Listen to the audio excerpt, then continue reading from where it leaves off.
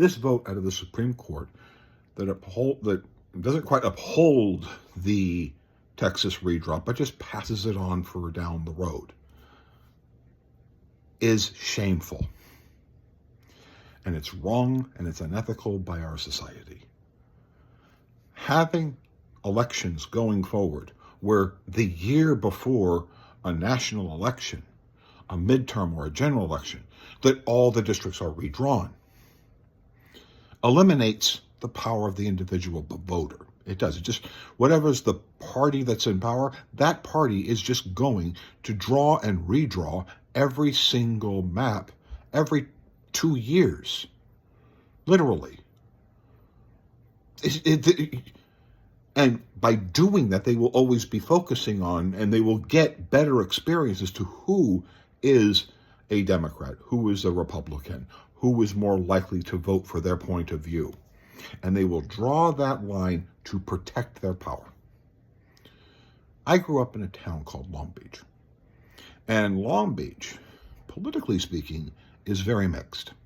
At least was when I was a kid. There was that part of it that was kind of like Orange County, Seal Beachy type politics, which were pretty conservative. And then you had kind of like more the urban area, which is pretty Democrat, and that's kind of how it was. And it forced people of two divergent political points of view to talk to each other. And they had to, because in order to win that district, you had to get one side or the other. It was pretty even. It was kind of amazing. And that's how you force the two to interact with each other. You force them to interact with each other by having districts that are highly competitive. Because the more competitive districts that exist, the more likely one side is going to talk to the other side, and the other side is going to talk to your side. That's just how it's going to work, because that's the only way to win. With the Texas redistricting thing being that way, that's gone. And that is why you need to vote Democrat.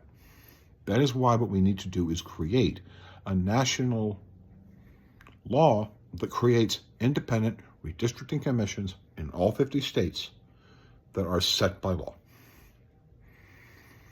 That's it. It creates more competitive districts. Ideally, we should make as many competitive districts as we possibly can.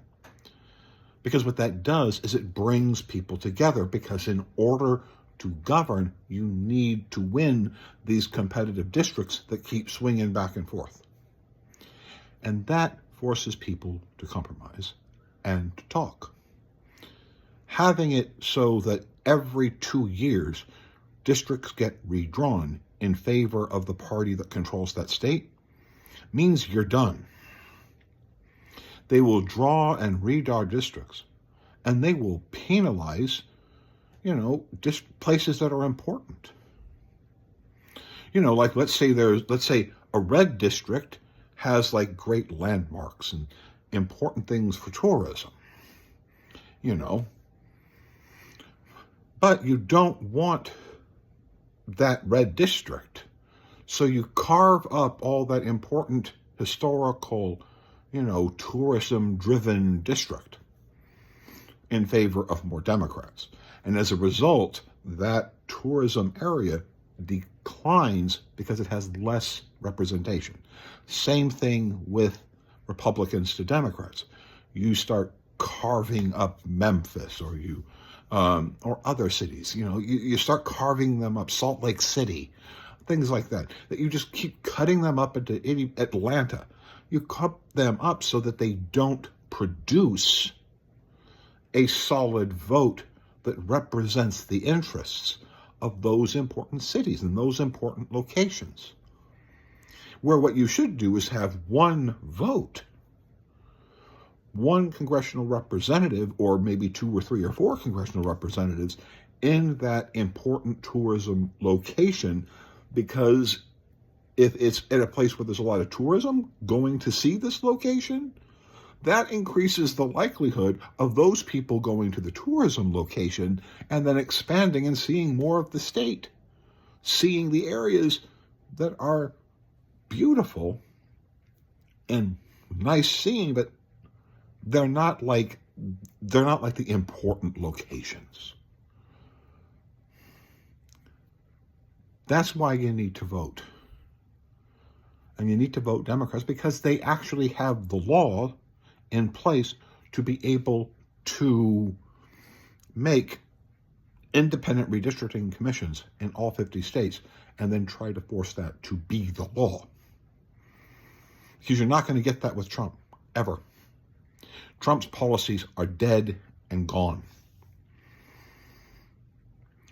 And if Democrats take over the House, Trump's oxygen.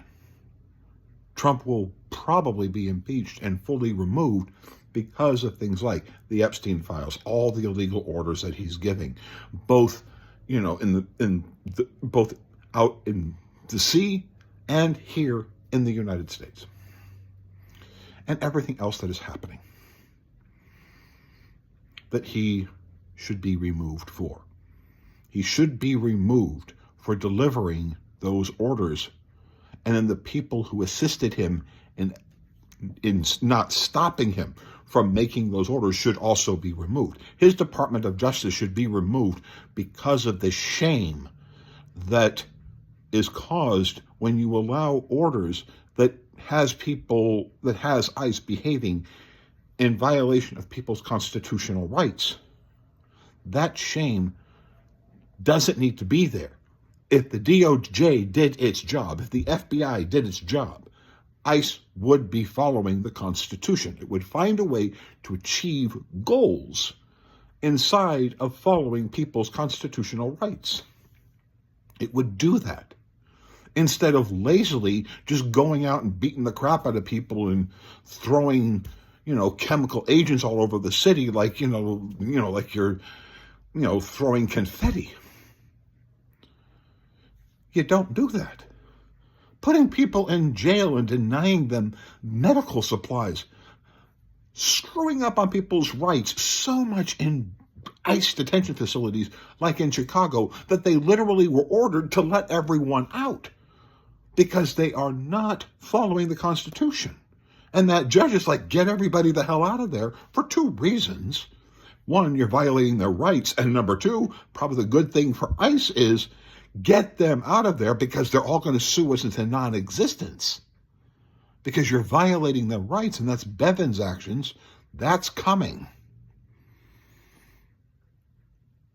All because when 18 U.S.C. 242 fails to stop you, Bevin's actions is next. So please, we need to get Democrats in office to do one of those wonderful, honorable things, like a high level of true honor, is to say, I trust the voter. And making an independent districting commission that makes up your districts and doesn't try to favor one party or another, but just tries to create a fair district and create more competitive districts. Like, share, and subscribe. I hope you agree with me. And if not, please argue with me. Because an honorable society requires more competitive districts, not less. More competitive districts that are drawn by people who don't give a damn about one party or the other, but just want to make more competitive districts so that you have more argumentation and you have a better exchange of ideas. Thank you.